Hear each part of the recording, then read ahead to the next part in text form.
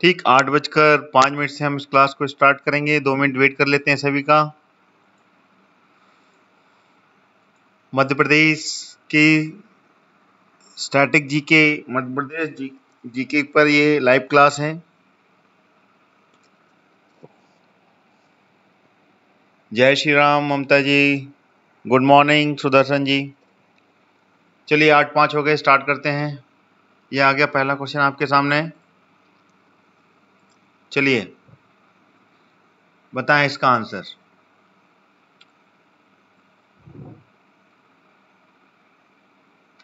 मध्य प्रदेश में एकमात्र गांजा उत्पादक जिला कौन सा है? बड़वानी, खंडवा, बैतूल या फिर खरगोन? बताएं गांजा कहाँ होता है?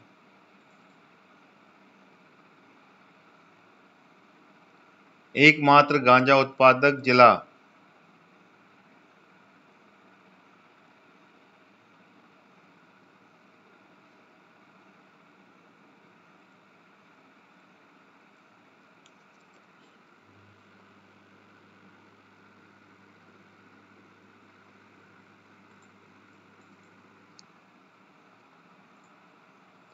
चलिए आंसर आ गया, बिल्कुल सही है, Khandwa. Khandwa is the correct answer. Khandwa ही है जहाँ पे कि गांजे का उत्पादन किया जाता है मध्य प्रदेश में। ठीक है, चलिए अगला क्वेश्चन आ गया।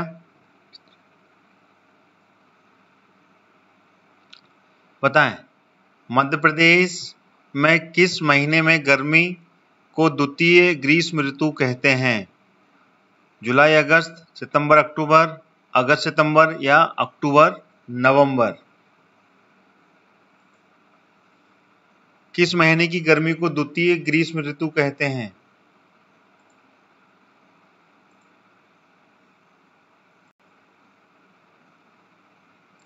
दो 252 नंबर क्वेश्चन है, उसका आंसर दें।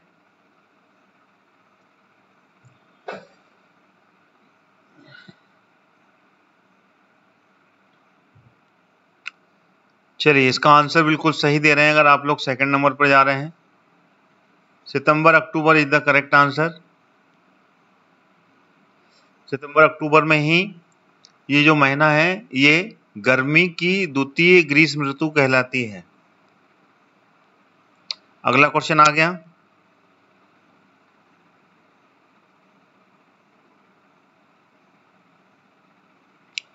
भारत में प्रोजेक्ट टाइगर का प्रारंभ वर्ष कौन सा था? किस वर्ष प्रोजेक्ट टाइगर को स्टार्ट किया गया था? 1994, 1984, 1981 या 1973?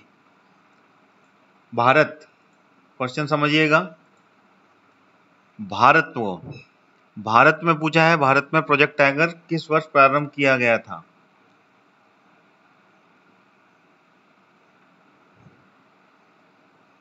बताएं।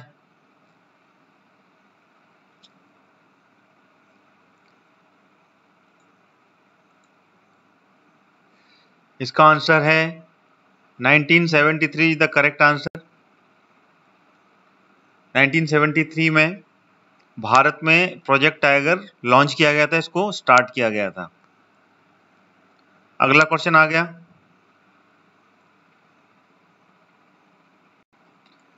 मध्य प्रदेश के आदिवासी क्षेत्र के विकास प्रक्रिया में विद्यालय को भागीदार बनाने के लिए निम्नलिखित में से कौन सी योजना शुरू की गई? बताएं।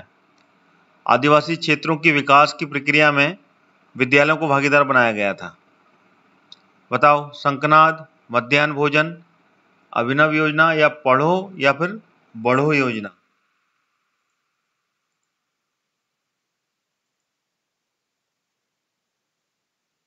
इसका आंसर दें। क्वेश्चन नंबर अवश्य डालें आप।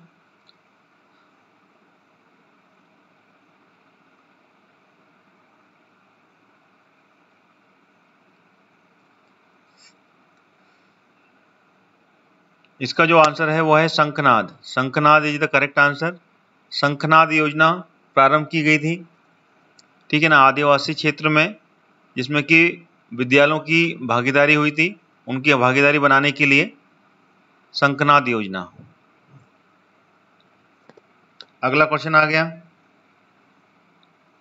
एशिया का प्रथम एवं विश्व का तृतीय लेजर अनुसंधान केंद्र मध्य प्रदेश के किस शहर में है? झाबुआ, इंदौर, अशोकनगर या फिर भोपाल? बताएं। एशिया का प्रथम है और विश्व का तीसरा लेजर अनुसंधान केंद्र कहां पर स्थित है?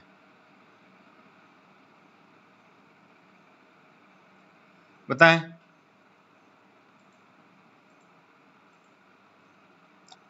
इसका आंसर अगर सेकंड लगा रहे हैं आप लोग तो बिल्कुल सही है, 1955 का Indore is the correct answer. Indore में ही है एशिया का प्रथम और विश्व का तीसरा लेजर अनुसंधान केंद्र। ठीक है,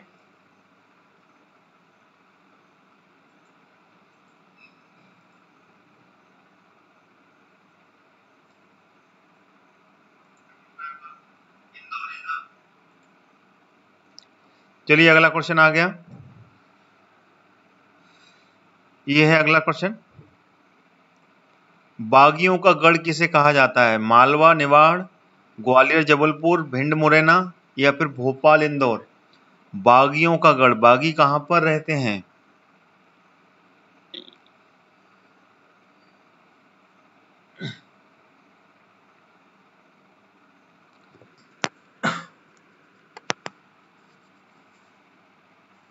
इसका आंसर दें।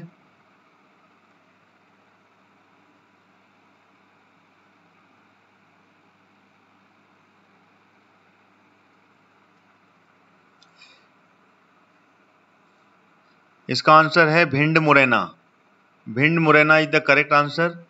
बागी, डाकू, डकैत, ये भिंड मुरैना का जो बीहड़ क्षेत्र है, बीहड़ क्षेत्र, ठीक है ना, चंबल नदी से ये बनता है। चंबल नदी के जब कटाव होता है, ठीक है ना, उसमें मृदा अपरदन होता है जब चंबल नदी उफान पर रहती है और बरसात के सीजन में, वर्षा के सीजन में, तब इसके कटाव के कारण, ठीक है ना, मृदा अपरदन होता है तो उसके कटाव के कारण ये बीहड़ क्षेत्र बनता है।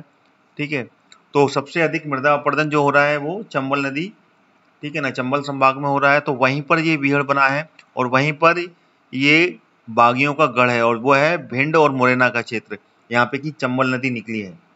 ठीक है,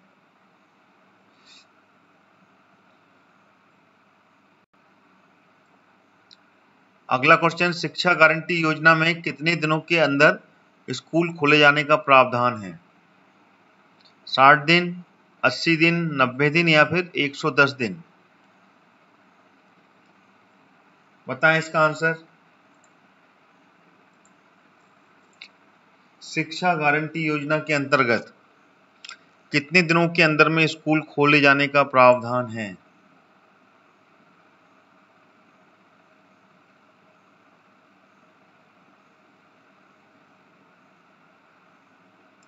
इसका आंसर है 90, 90 days is the correct answer.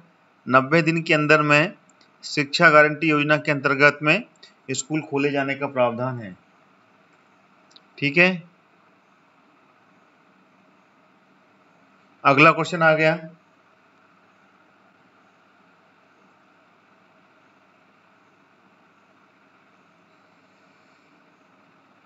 Bhimbetka की गुफाएं किस जिले में स्थित हैं? बताएं। राजगढ़, रायसेन, सीहोर या फिर मंदसौर? भीमबेटका की गुफाएं किस जिले में हैं? बताएं।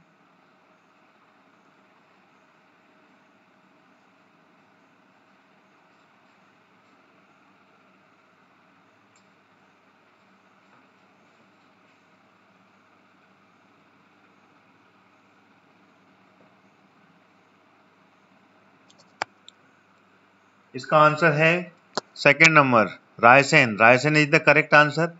रायसेन में है भीमबेटका की गुफाएं, यहाँ पे की शैल चित्र, ठीक है ना, पाषाण कालीन शैल चित्र उकेरे गए हैं वहां पे, ठीक है ना, वो वहां पर प्राप्त हुए। अगला क्वेश्चन,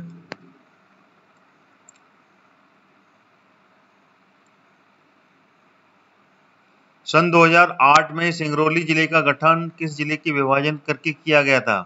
रीवा, शहडोल, सीधी या फिर झाबुआ?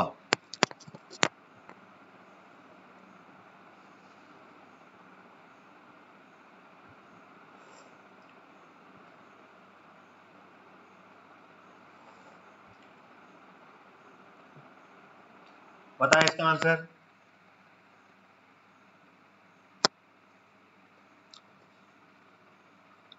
इसका आंसर है सीधी। सीधी द करेक्ट आंसर। सीधी जिले का विभाजन हुआ था सन 2008 में और सिंगरौली नया जिला बना था जो कि ऊर्जा की राजधानी कहलाती है। बिजली का उत्पादन होता है, ताप विद्युत परियोजना सबसे अधिक संचालित की जाती है तो सिंगरौली से की जाती है। यहाँ पे की कोयले का उत्पादन किया जाता है, कोयले की भी खदानें हैं वहां पर। अगला क्वेश्चन आ गया, मध्य प्रदेश में दिल्ली दरवाजा कहाँ स्थित है? धार, ग्वालियर, मांडू या फिर शिवपुरी? दिल्ली दरवाजा कहाँ पर स्थित है?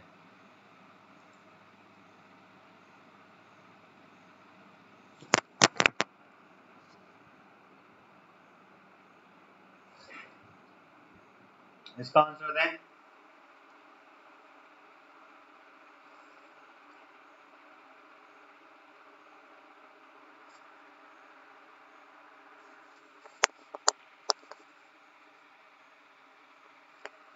इसका आंसर है मांडू।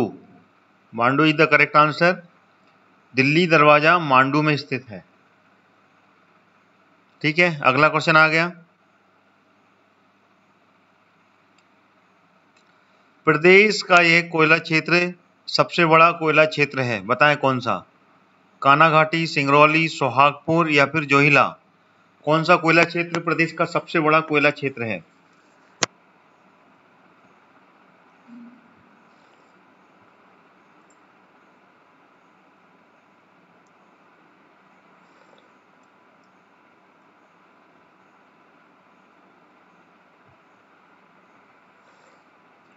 गुड मॉर्निंग विकास जी। इसका आंसर दें।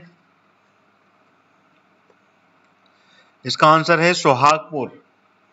Sohagpur is the correct answer. आप सभी विद्यार्थी अगर सोहागपुर लगा रहे हैं तो बिल्कुल सही है, और यह है शहडोल में,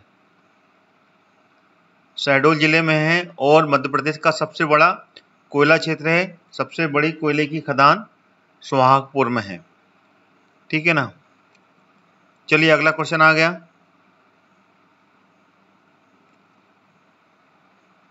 बूढ़ा देव मध्य प्रदेश की किस जनजाति के प्रमुख देवता हैं? गोंड, कोरकू, आगरिया या फिर बेगा?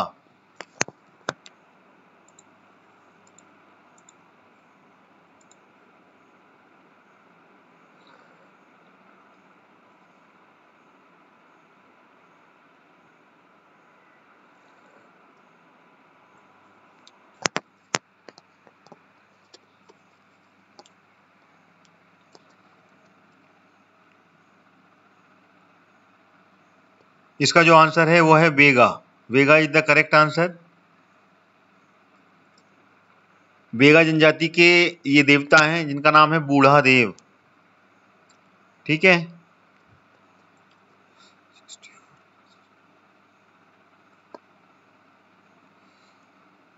भारत के किस राज्य में को नदियों का मायका कहा जाता है? कई बार बता चुका हूं, क्वाइट इजी। महाराष्ट्र, राजस्थान, गुजरात या मध्य प्रदेश? नदियों का मायका किस राज्य को कहते हैं?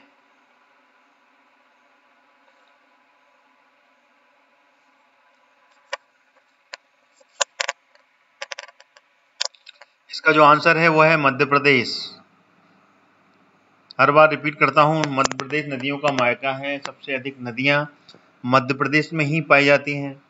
मध्य प्रदेश, यहाँ पे की नर्मदा, ताप्ती, चंबल, क्षिप्रा, माही, केन, सोन, बेतवा, सिंध, काली सिंध, पार्वती, बहुत नदियां हैं।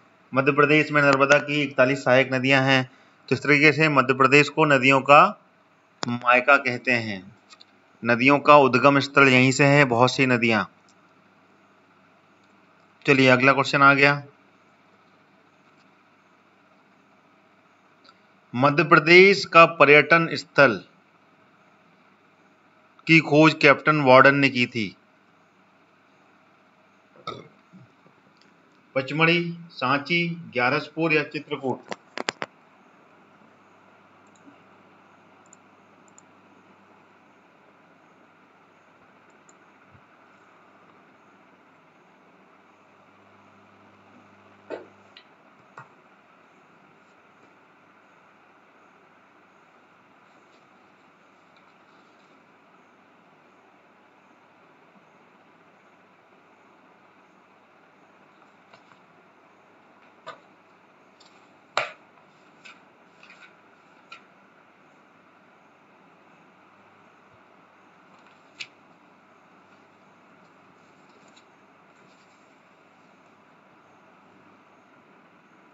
इसमें ये गलत है, ठीक है ना।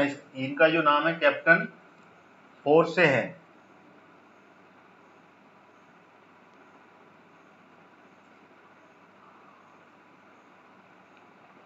क्वेश्चन गलत है ये, और इसका जो आंसर है वो है पचमढ़ी।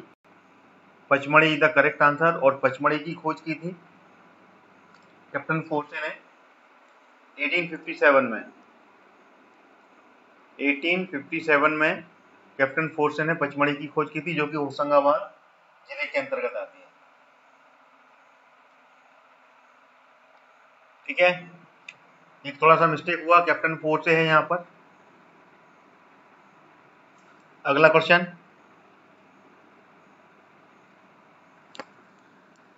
निम्नलिखित में से कौन सी नदी यमुना में नहीं मिलती? बताएं। बेतवा, सोन, केन और चंबल, इसमें से कौन सी नदी है जो कि यमुना नदी की सहायक नदी नहीं है?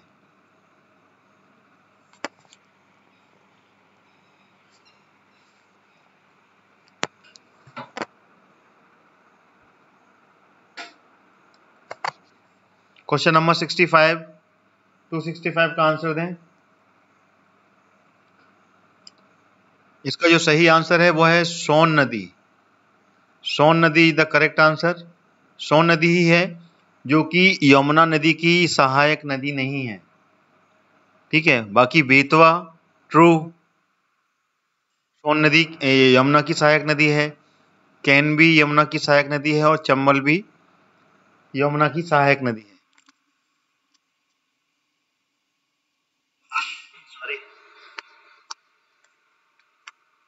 और सोन नदी जो है ये गंगा नदी में जाके मिलती है, तो ये गंगा की सहायक नदी है, और ये गंगा नदी में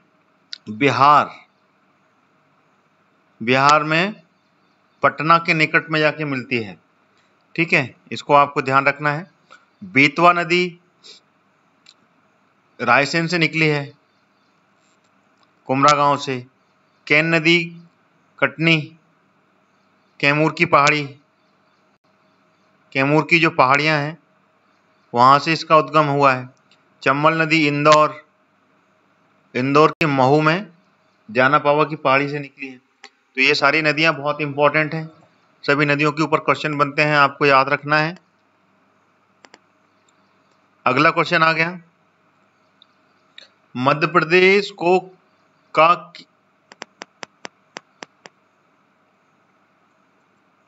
मध्य प्रदेश का किस खनिज के उत्पादन में देश में प्रथम स्थान है?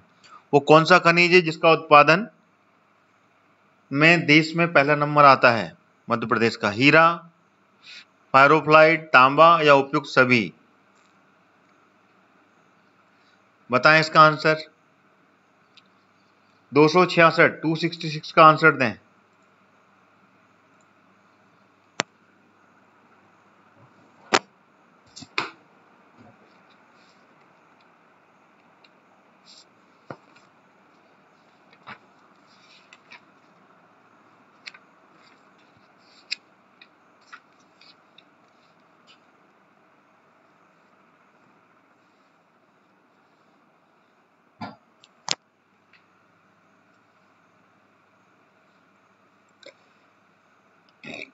इसका आंसर बिल्कुल सही है। अगर आप चौथा नंबर लगा रहे हैं उपयुक्त सभी। उत्पादन में हीरा, पायरोफ्लाइट और तांबा पूरे के पूरे भारतवर्ष में पहले नंबर पे है, प्रथम स्थान पर आते हैं। ठीक है ना। हीरे का उत्पादन तो जैसे कि आपको जानकारी है, हीरा मध्य प्रदेश में ही मिलता है। मध्य प्रदेश की 3 जिलों में मिलता है हीरा, और वो है सतना, छतरपुर और पन्ना। वहां पर हीरा की खदानें हैं और हीरा वहीं से ही उत्खनन किया जाता है। पायरोफ्लाइट का जो हिस्सा है मध्य प्रदेश में, वो है पूरे भारतवर्ष में सिर्फ मध्य प्रदेश में ही है यहाँ पे कि 72% से अधिक उत्खनन किया जाता है। ठीक है ना, पायरोफ्लाइट का। और पायरोफ्लाइट सबसे अधिक जो मिलता है वो मिलता है शिवपुरी, छतरपुर और टीकमगढ़।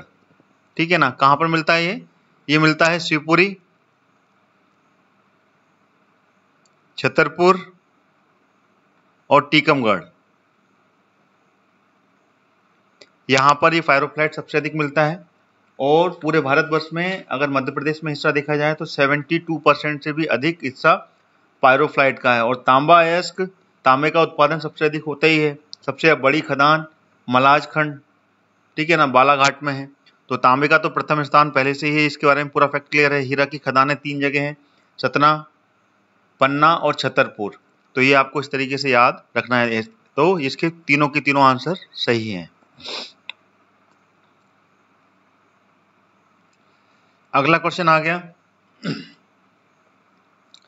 इसका आंसर दें। मध्य प्रदेश में दूरदर्शन के लिए उच्च शक्ति ट्रांसमीटर कब स्थापित किया गया था? 82, 84, 83 या 85? आंसर दें इसका।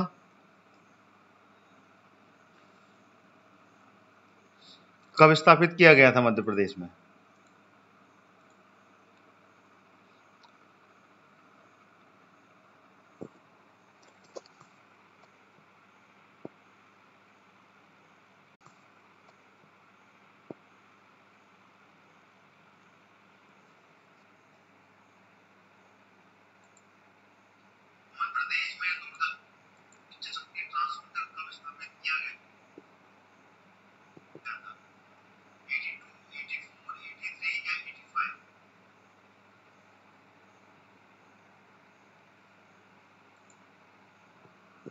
डेटा की प्रॉब्लम आ रही है बीच में, अभी कहीं ना कहीं डेटा रिसेप्शन सही मिल नहीं पा रहा है, इसलिए थोड़ा स्लो है।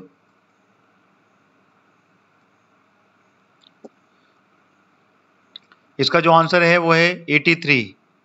83 इज द करेक्ट आंसर। 1983 में मध्य प्रदेश में दूरदर्शन का जो उच्च शक्ति ट्रांसमीटर है वो स्थापित किया गया था। चलिए अगला क्वेश्चन आ गया।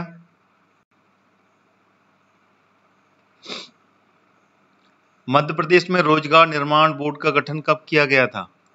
2002, 2003, 2004, 2005? रोजगार निर्माण बोर्ड,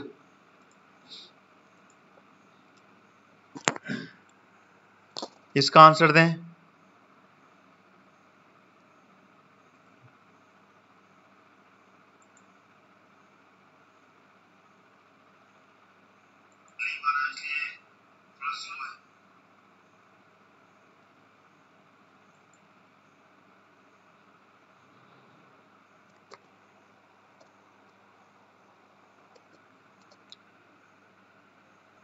डेटा की प्रॉब्लम आ रही है, थोड़ा सा रिसेप्शन सही नहीं आ रहा है, नेटवर्क की प्रॉब्लम है।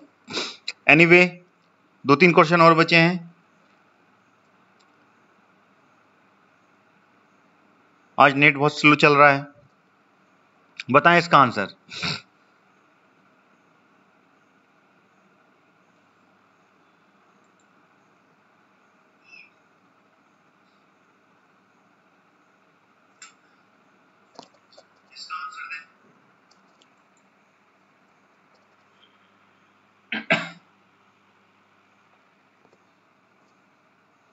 इसका आंसर है चौथा नंबर, ओह सॉरी तीसरा, 2004।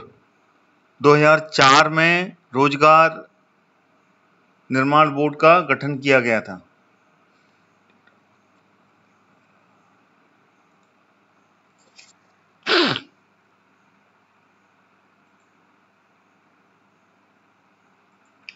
अगला क्वेश्चन आ गया।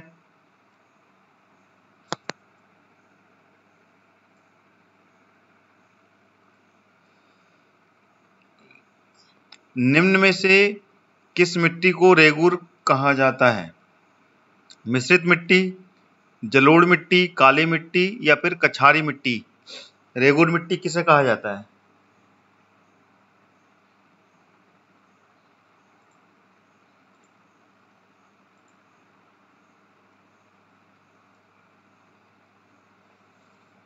बताएं।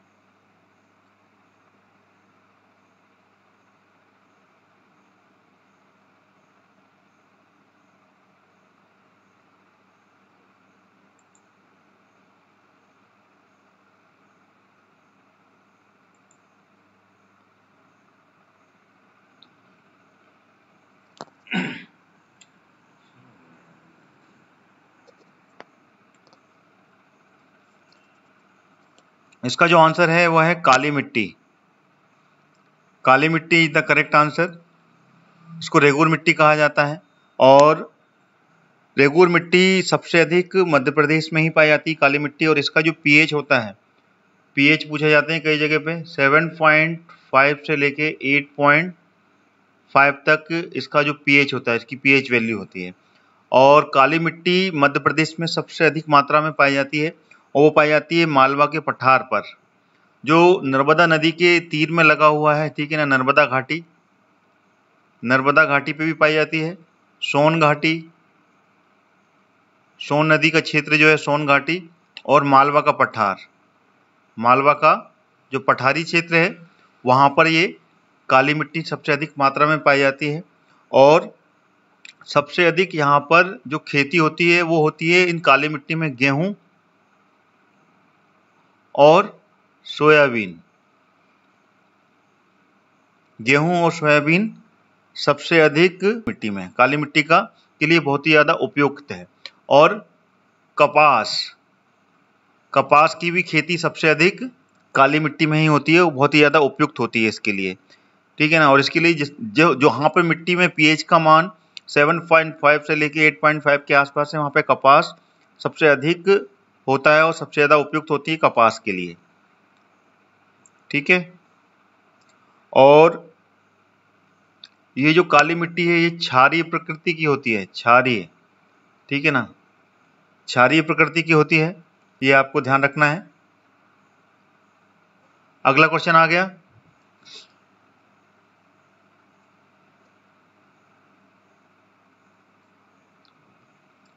केंद्रीय पर्यावरण एवं वन मंत्रालय द्वारा 5 नए टाइगर रिजर्व अभ्यारण्य स्थापित किए जाने की घोषणा में मध्य प्रदेश में कौन सा अभ्यारण्य शामिल?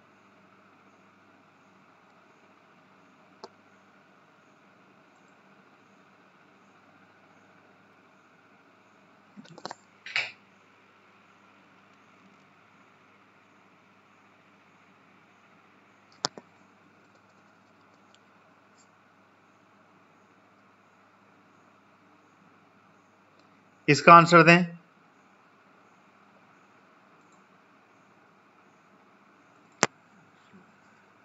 चंबल, चंबल राष्ट्रीय उद्यान, पालपुर कुनो या फिर राला मंडल। ये राला मंडल है, राला मंडल। कौन सा अभ्यारण्य शामिल किया गया है?